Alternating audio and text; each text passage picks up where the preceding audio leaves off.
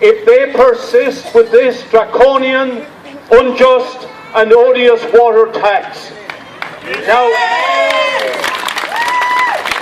it is not a question today of should we fight this tax or can we secure the abolition of this tax. It's a question of we must beat this tax, because if it is allowed to be implemented, it will be an absolutely intolerable economic burden on the shoulders of already hard-pressed working-class families, not only in Dublin, but the length and breadth of this country.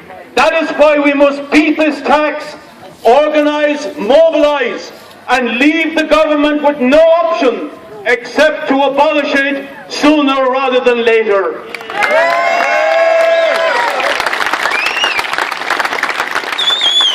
Now, some of you here of my generation will remember that in 1994, a Fine Gael, a Labour Fianna Fáil government allowed the water charges to come back in the Dublin council areas where they had been out for the 10 years previously. Dick Spring, the Labour Party, brought in water charges in 1983, and they were kept in right around the country. So in 1994, every county and every city except the Greater Dublin area had water charges implemented and bedded down, despite brave efforts by people to fight them in many areas.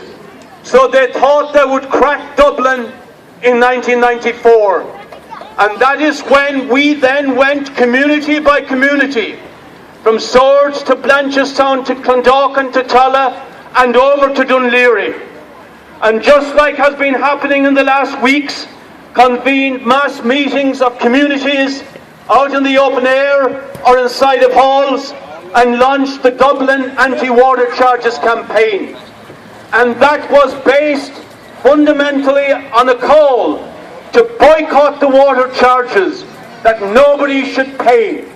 Tens of thousands of householders in Dublin took up that call, and there was huge refusal to pay in the course of 1994. The councils then started to play it dirty. They tried to intimidate and frighten people by disconnecting the water of those who were part of the campaign. The campaign met that challenge and went out and turned our people back on within hours of being turned off.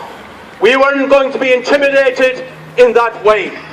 They then began to drag people into the courts on the foot of a simple contract debt, a civil, not a criminal matter.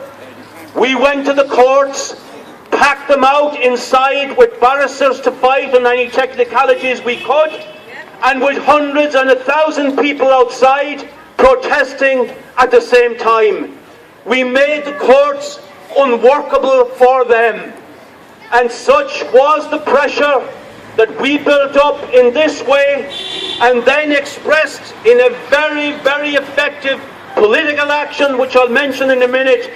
We forced them. In the end of 1996, it was then Fine Gael and Labour.